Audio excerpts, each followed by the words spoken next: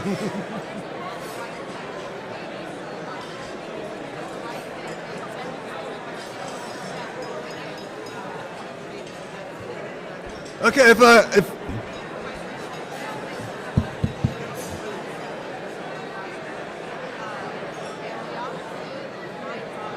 if I can have your attention, please. We did not have a head table today. We have a round table, and I'd like to introduce the special guest of the round table. Susan Stewart, member of the board, if you would stand, be recognized. Ira Jaffe, Vice President. Sham Doss, soon to be President-elect. Kathy Miller, Vice President. Sylvia Shatek, Host Chair. Jim Adler, longtime management side attorney, now an arbitrator. And one distinction that I'd like to mention is the fact that a few years ago, he assisted Sylvester Garrett in resolving a railroad dispute when Jim worked at the Department of Labor. Now, how many people in this audience can say that? Okay, before I introduce Sara Adler, I'd like to first welcome Sara to the basketball competition of the past presidents. Before today, the competition has always been held in secrecy, but today we are coming out of the closet. On Sunday morning, Sara will become the most recent past president of the National Academy of Arbitrators, and she will be the coach of the Omega team.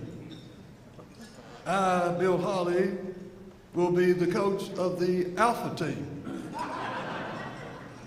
The Omega team has never won. The Alpha team has never lost.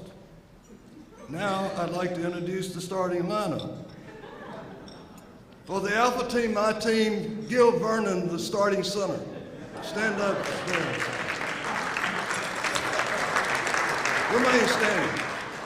The starting center for the Omega team, John Cagle.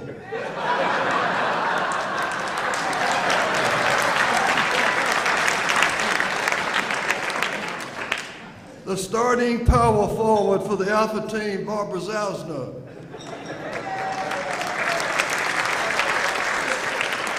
The starting power forward for the Omega team, Sara's team, Bobby Golick.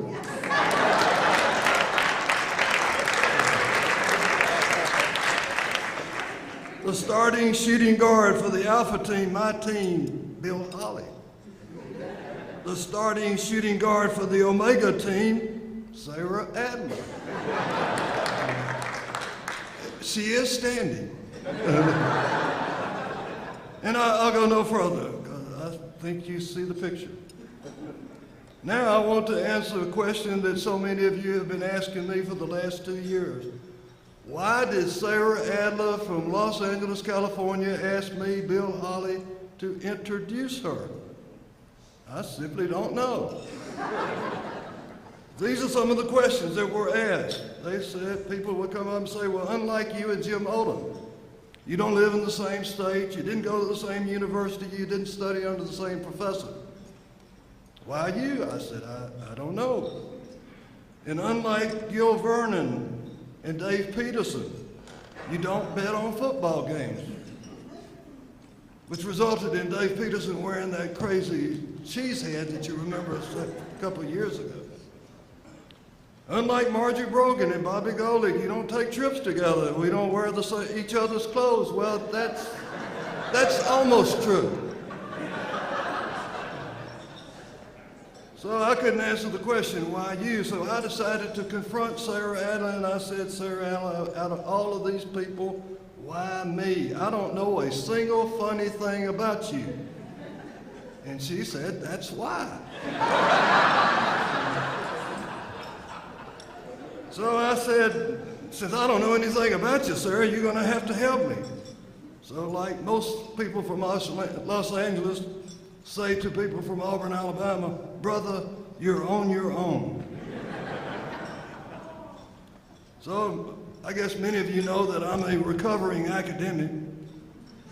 And during my academic studies, I learned some research skills. So I use my most acceptable, reliable research skill that I have in my repertoire, Google. I Googled Sara Adler. And lo and behold, Sara Adler's picture came up in black and white. She had made Wikipedia.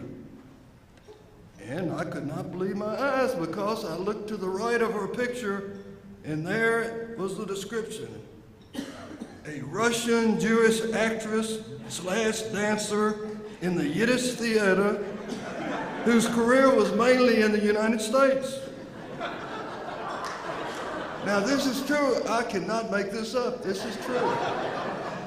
I couldn't believe it.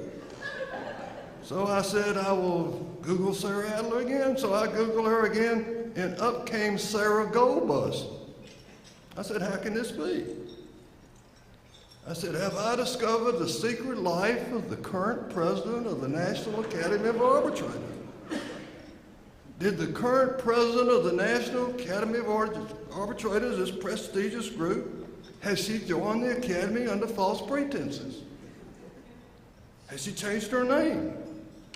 Did Sara Adler, the current president, falsify her application? 425 pages, over 25 years, and not yet been discovered. What's the statute of limitations? Who do I report this to? To the membership committee? Has she falsified her application? To the CPRG? Has she practices under false pretenses all these years? So I decided I would confront Sara Adler again, and I said, Sara Adler, what is this business about Sarah Goldbust? And Sara responded. She said, I once was Sarah Goldbust. And I said, this is hard for me to believe. But unlike Paul Harvey, I did not pursue the rest of that story. I then asked Sara Adler, I said, what's this business about being a famous Yiddish actress, dancer? And this is what Sara said. Sara said, when I was a child, I was Sarah Lewison. So here we have Sara Adler, we have Sarah Lewison, we have Sarah Goldbust. In my search, I was getting to be pretty confused. Sara said her mother thought that her two sons should learn tap dancing and her daughter should learn ballet.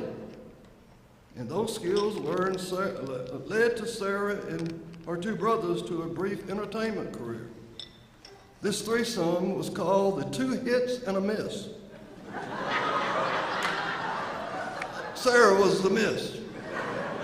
And they entertained kids in neighborhood parties.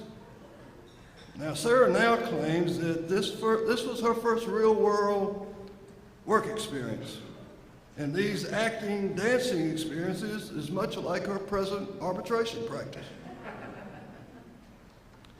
Now, after a brief ballet entertainment career, Sara moved into acrobatics. She was part of something called the Acro Theater, where she performed in public for a year. Unfortunately, like the Two Hits and a Miss, this group also had to disband, but this time because all the star performers were getting injured. Okay, as a recovering academic, I also have some other skills. I have the interview skill. So I decided that I would interview people to try to uncover some funny stories about Sara Adler. I knew over 25 years ago, Sara Adler had interned under Joe Gentile. Many of you know Joe Gentile. So at the last annual meeting, I told Joe that I was introducing Sara. And I needed to know something funny about Sara. Tell me a funny story. Joe Gentile looked me straight in the eye and he said, I've known Sara Adler for 25 years. There is nothing funny about Sara Adler.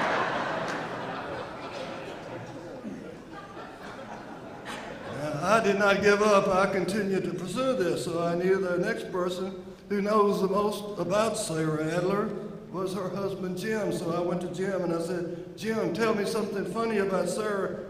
And he looked at me in the eye and he said, Sara and I have been married 46 years, and Sara is not a funny person.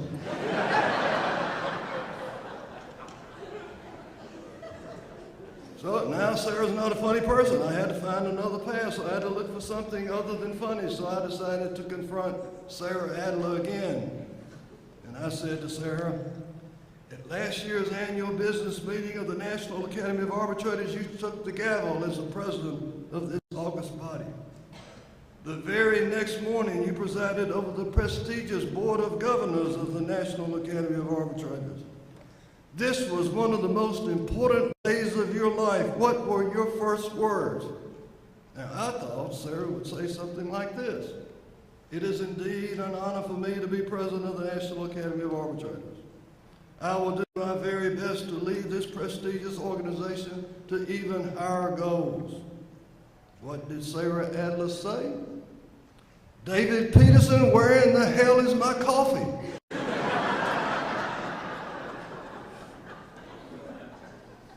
Now, I knew I was going nowhere in my search for Sara Adler. So I asked Sara Adler, I said, Sara, when you get up in the morning, you put your feet on the floor, what are your first thoughts? I thought Sara would say, well, I have a burning desire in my stomach to get to my desk to work on my next decision, to be fair and to administer justice. What did Sara say? Jim Adler, where in the hell is my coffee?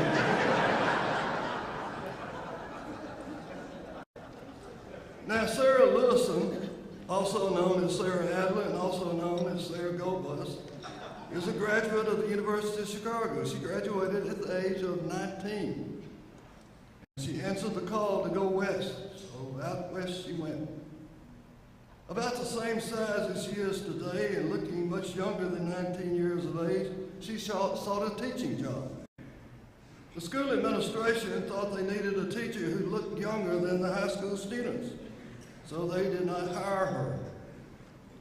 They later hired her as a job as teaching English at a mental institution. Her students were classified as educable, but mentally retarded. Sara now says that that work experience really helped her in dealing with the Board of Governors of the National Academy of Arbitrators.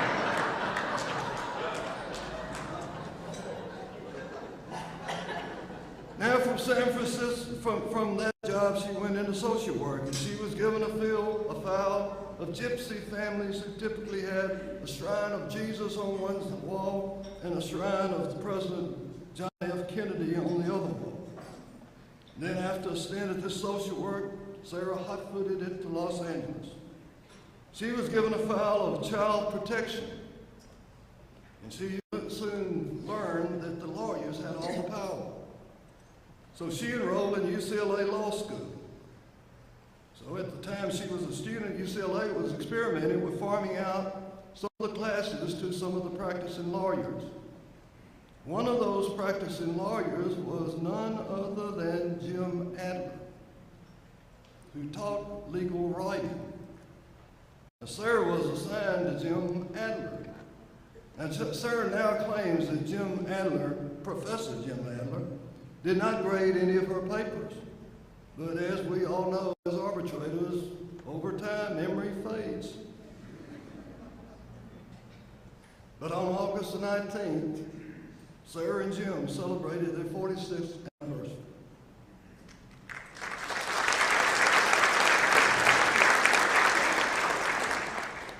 Now, after law school, Sara did a few short-term jobs in desperation out of trying to get out of heavy litigation assignments. She went to Ben Aaron, her former law professor, founder of the Academy, past president of the Academy, and asked for his advice on becoming an arbitrator.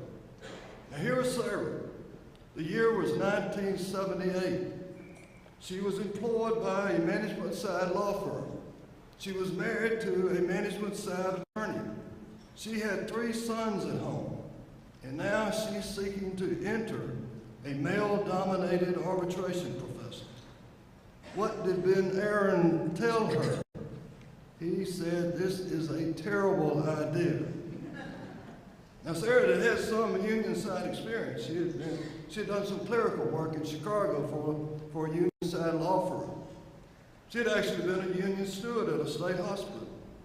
She had also helped organize a group of social workers in Los Angeles. So fortunately for us today, Ben Aaron was wrong in advising Sara not to go into arbitration. So Sara began her internship with Joe Gentile. And after her internship, her practice got off to a blazing start. In her first year, she had 3 cases. The second year, her practice continued to forge ahead. She doubled her caseload to 6 cases. In her third year, she continued to double her caseload, and by that time, she had 12 cases. So as I have said before, if you are an arbitrator and you have been selected fewer than 5 times in your first year, you too may become president of the National Academy of Arbitrators. Now, in my search for Sara Adler, I found that Sara Adler's life has been very active and very productive. She is listed as a super lawyer. She was chair of the Los Angeles County Bar Association, the Labor and Employment Law Section. She was past president of the Southern California chapter of LIRA. She was a fellow of the American College of Labor and Employment Law. She was a national director of LIRA. She's been an Academy member since 1987.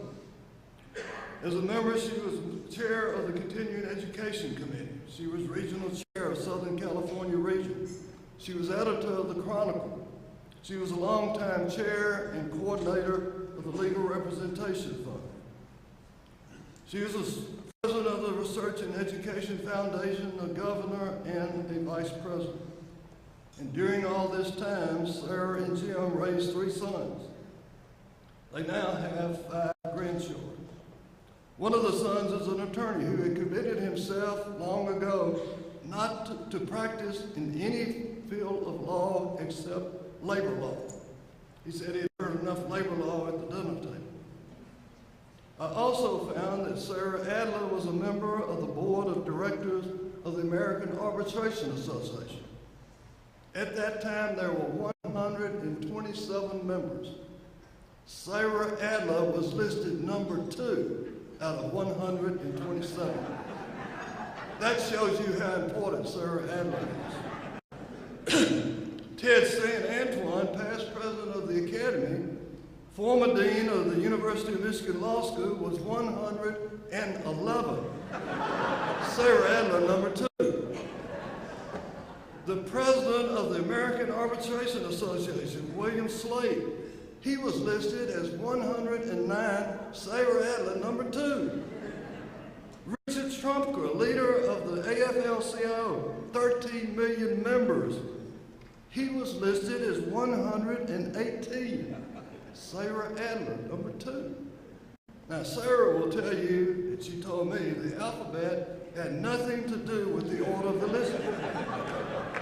And I'm sure all you believe, and I believe just as she did. Now, Sara Adler may have been number 2 in the board of directors of the American Arbitration Association, but here today, Sara Adler is number 1. And it is my honor and privilege to present to you the 65th President of the National Academy of Arbitrators, Sara Adler.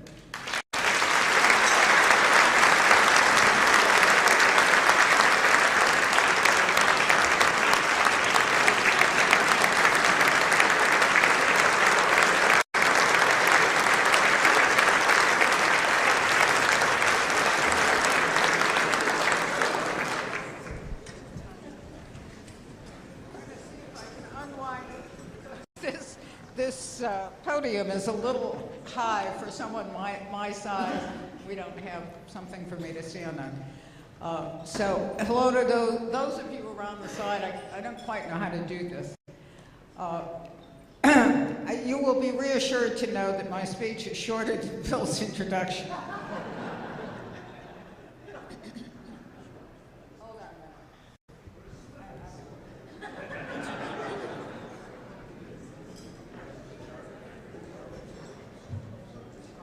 Thank you, George.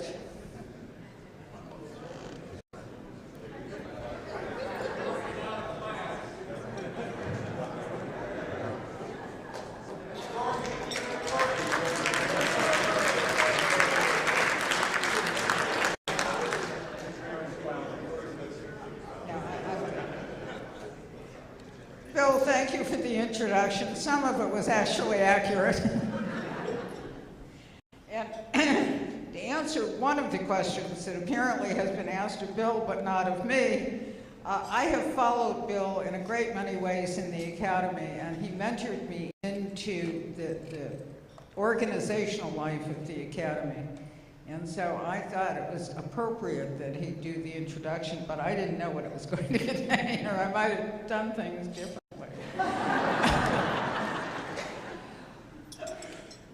No organization, including ours, can operate without an enormous amount of support and assistance. And two of the people who make it possible for these meetings to occur and do a lot of work in between that's less public are Lorraine and Suzanne, who are standing in the back and who keep us on.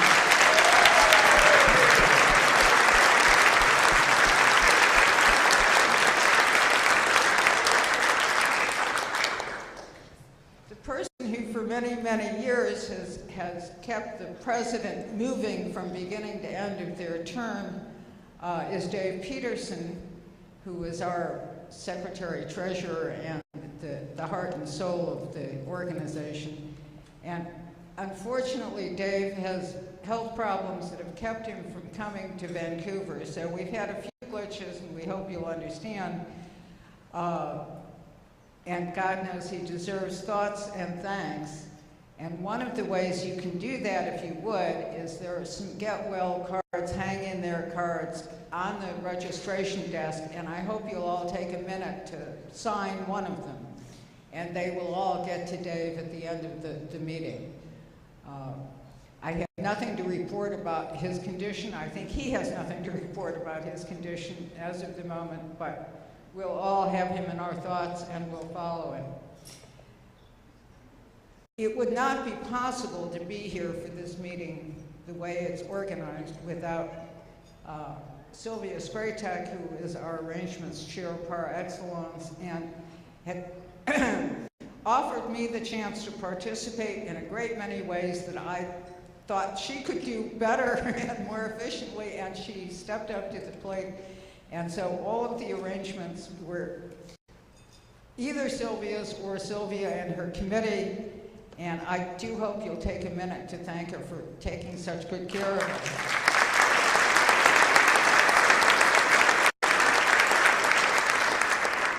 Down at the end of the road there is Dan Nielsen, who has done yeoman's duty not only of shepherding the program into finality, but recovering from the disasters that have occurred along the way with great good humor and great efficiency. And so we have a complete program. We even have a speaker tomorrow who is maybe better and more acceptable than the speaker we originally had planned.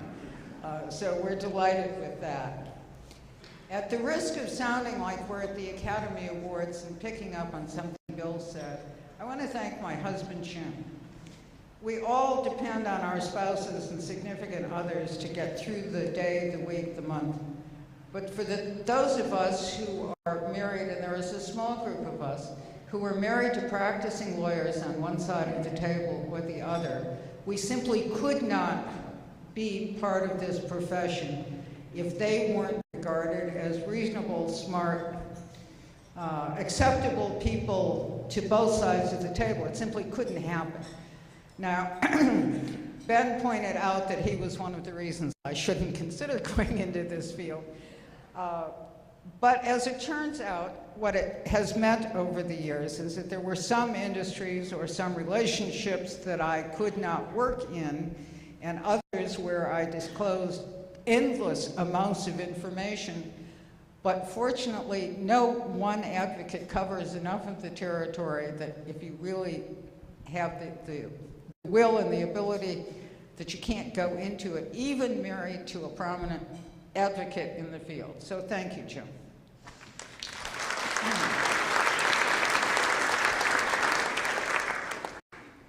Now, from time to time, this organization awards something called the David A. Peterson Silent Service Award. And it's not awarded every year, but this year it is being awarded to Fred and Barbara Dichter, and I hope they will come up and receive it.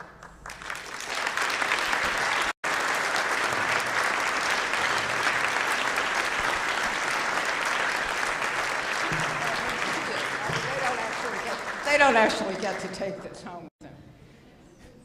What it says, and I will read it, is established to recognize outstanding dedication and quiet contribution of members and friends of the National Academy of Arbitrators.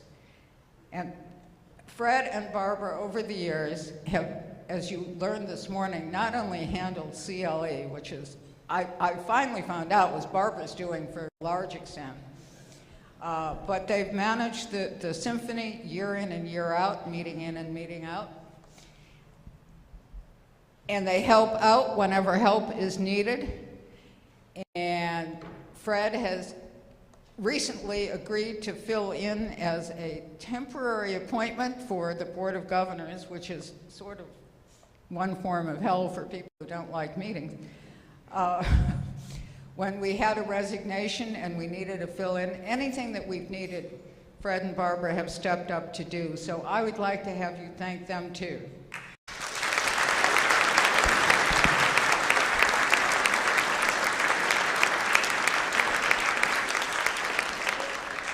Put this here where people can see it.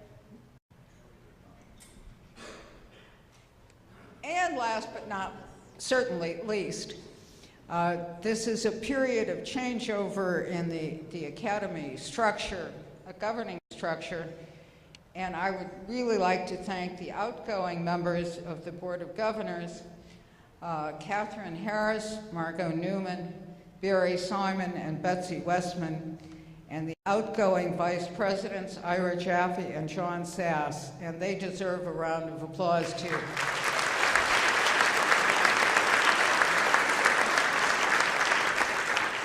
Thank you so much for all of your contributions, and I think you will probably enjoy not getting up for an early morning meeting on Sunday. I'd like to spend just a few minutes talking about some of the other challenges that we have faced as arbitrators. And one part of that are just changes that happen because we're human beings. I'm pleased to say the positive changes is there's been an enormous crop of grandchildren born to members this last year. On the downside, we've lost members or their spouses who we loved and respected and will miss forever. Those are the kinds of changes that are inevitable in an organization of our generation, and most of us are of the generation to be grandparents. As somebody put it to me, you may be wiser, but certainly whiter heads than other organizations. There are other changes that happen in the world at large. There have been enormous technological changes that have happened. Email has made scheduling a snap.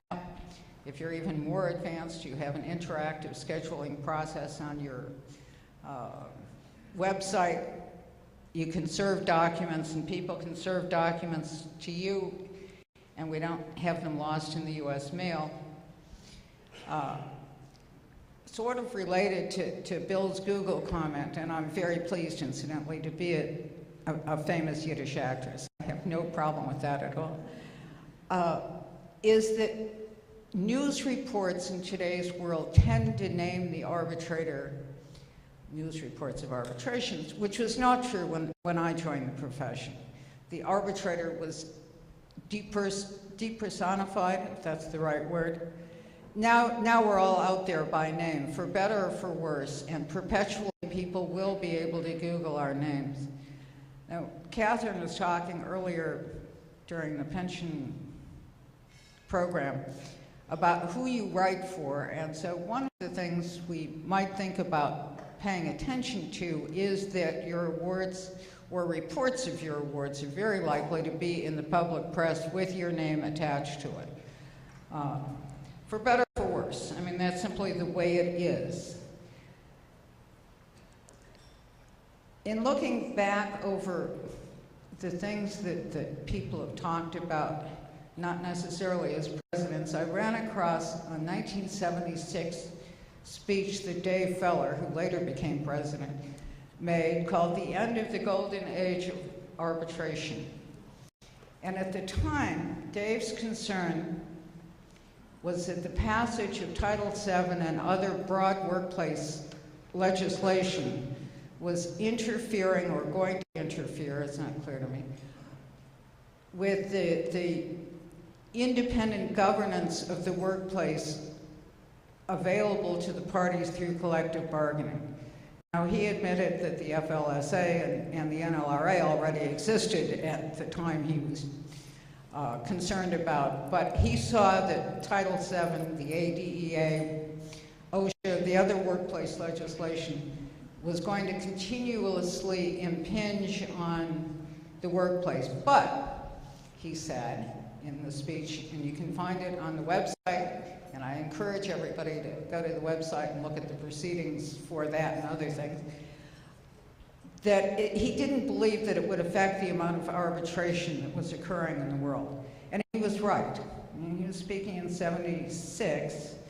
I think the largest classes that have ever been admitted to the Academy were in 1987 and '88, but at any rate, at the end of the 1980s. He didn't speak about the public sector because it was just then beginning to be permitted to be organized, and it was being organized, but it wasn't in place. But even the statutes that he saw as the sort of basic terms and conditions are under some, not attack, but some change today. In 2011, the General Counsel of the NLRB proposed radical changes to the deferral standards, and at least 2 cases that I know of have now been decided under that new regime. One is an ALJ's decision from Southern California, which overturned an arbitrator's award which had found a discharge appropriate under a collective bargaining agreement that permitted drug testing. The employee was drug tested and failed the drug test. The ALJ overturned the award as repugnant to the act because she found that the employee had not been accorded Weingarten rights. Now, frankly, a few years ago, that would not have been the outcome. On the other hand, the NLRB itself, over the, I'm having a senior moment, not the Attorney General, the General Counsel,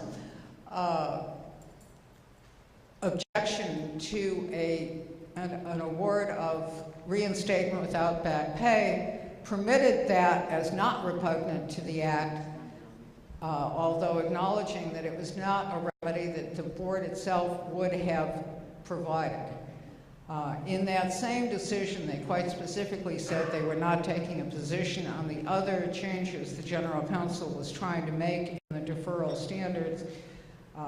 I know that my successor, Jim Oldham, is focused on this issue, and you're going to hear more about it. On the FLSA front, it seems likely that if our Congress can do anything at all, and there's some question about that, that there may be an amendment that allows overtime to be in the form of compensatory time off as opposed to payment. Whether that's a good thing or a bad thing is not really relevant, but it's a rather dramatic change in the terms and conditions of employment, and certainly not one that Dave foresaw. In the same frame of mind of looking at changes that are occurring clearly more in the United States at the moment than in Canada, we recognize that Wisconsin has made it exceedingly difficult for members to make a living. It is likely that the right-to-work laws that have been passed in Michigan and Indiana are going to make it exceedingly difficult for arbitrators to make a living there. I don't know enough about Saskatchewan, but I do know that they've passed a new Bill 85 called the Saskatchewan Employment Act, which revises terms and conditions for employment there. So it's not wholly an issue in the United States. It's difficult to imagine exactly what all of this will mean, but it's being paired with, as I suppose a result of the Great Recession, a huge outcry, particularly from smaller communities, about the interest arbitration system. And that is clearly true in both countries. Some of the largest yelling and screaming has come out of the smaller communities in the province of Ontario. Others have come out of the upstate New York area.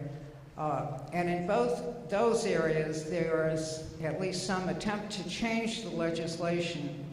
In Ontario, it looks to me like the change we would consider fairly mild, which is that arbitrators be required to consider the ability to pay as their first determination under an interest arbitration award. In New York, the Taylor Act, that's been around probably as long as I have, expires at the end of June. And I assume that some version of it will in fact pass. It may pass, it looks like, with some amendments, including a recent proposal by Governor Cuomo that arbitrators be excluded from the process for at least a certain category of communities that are in some trouble fiscally, and that their whole ball of wax, including what would be interest arbitration, be handled by something called a board of restructuring. It will go before the legislature in New York. I don't know what will happen, but it's clearly something that's in play. Interest arbitration is in play in other places as well, although probably with less publicity.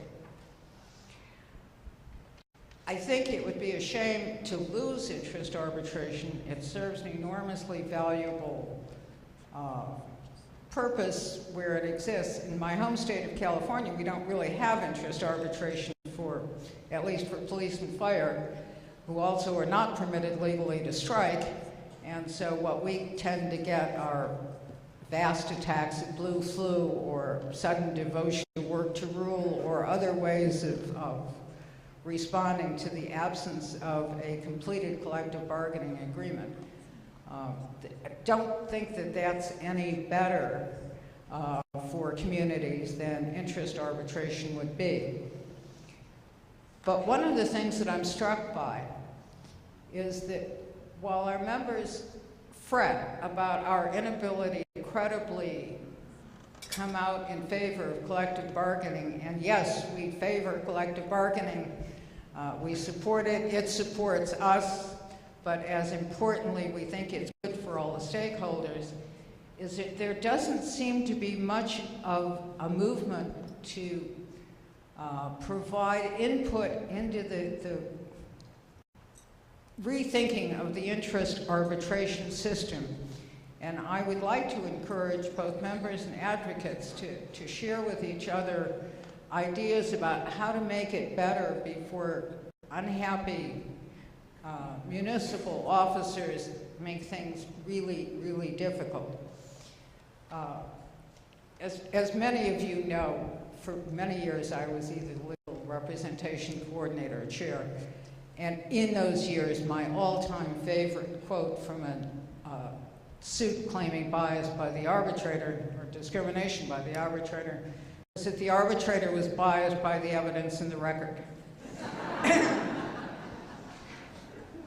In looking at the discussion about interest arbitration, my new all-time favorite quote comes from a Canadian official who was reported to have said, after he found that the interest arbitration included wages in his community, and I quote, "What can you expect? All Canadian arbitrators come from the union side." Now, is that really true? I don't know. I would find it really surprising.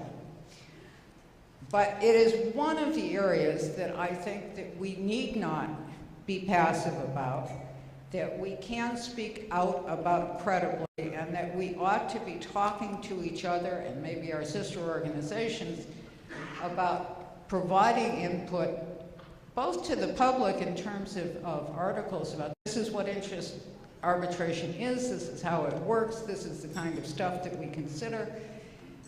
We can only do what the parties put before us. There's a wonderful case that came down a couple of weeks ago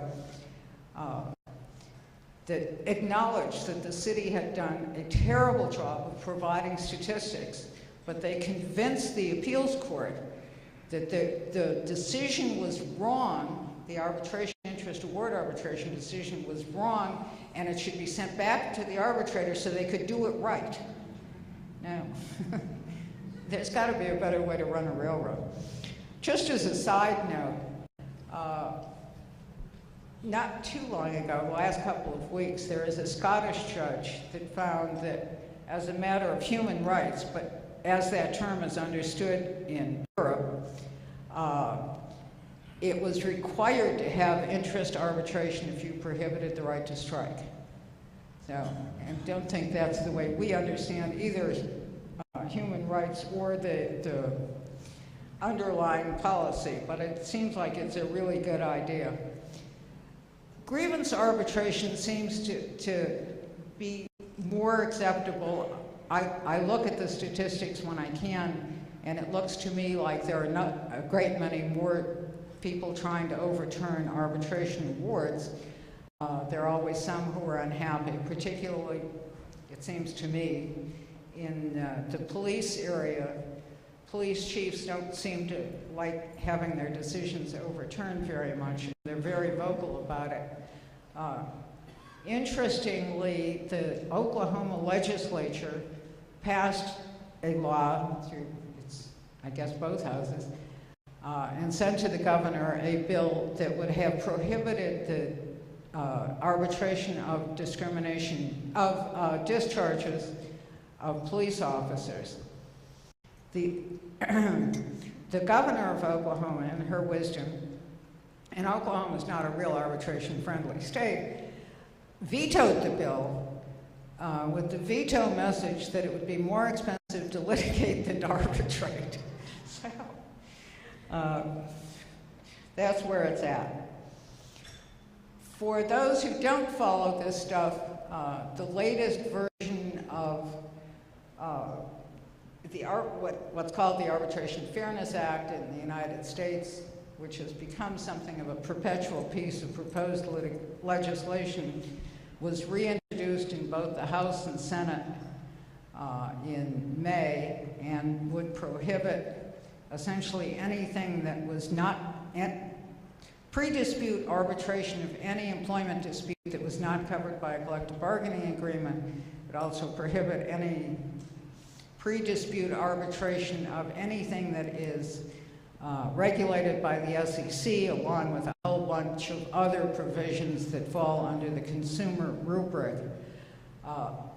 My guess is that it's not going to go any further than prior versions of the Act, in part because truly Congress seems only able to get the planes to fly on schedule and not to do much else. But you never know. It is, however, in part, it seems to me, a response to the relentless negative publicity that there is about arbitration, at least in the U.S. press. And I am hopeful that the parties are making clear to employees that labor arbitration is a different animal than that stuff they keep reading about it's being so unfair and one-sided and employer-dominated, and all the things that are in the press about why you shouldn't allow arbitration, and it is truly relentless. And I don't know that they are, but it seems to me it's necessary for our system of labor arbitration for people to make sure that the employees understand that we operate on a different framework. We operate with a balanced choice of arbitrators, with a full record, with due process, and that they have a comfort level as comfortable as they're going to be with whatever the arbitrator says at the end, but that the process that they're undergoing is fair. And I don't know that the parties are doing that, but I hope they are. You can tell I'm not funny. There is a more recent,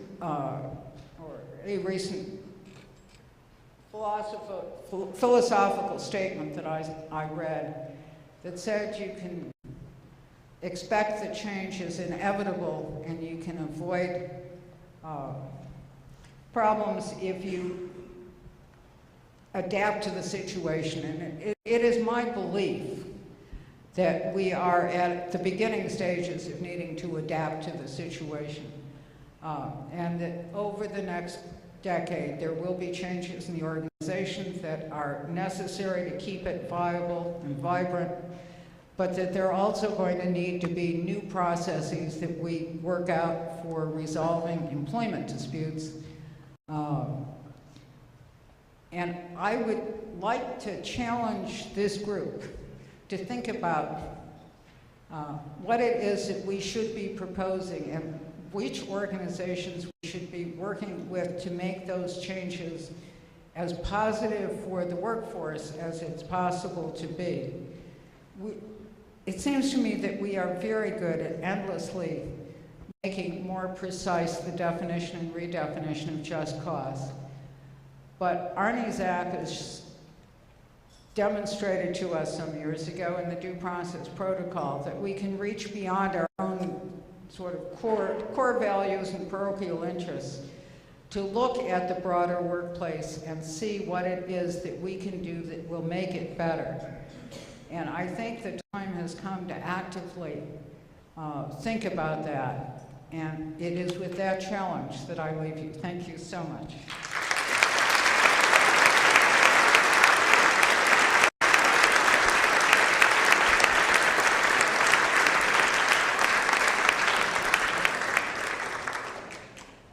Thank you, folks. The afternoon breakout sessions will start at 1:45, and I'll ask the moderators to go 5 minutes late on those, and then we'll pick up the schedule then with the second round of breakout sessions. All of the breakout rooms are on this floor. Thank you.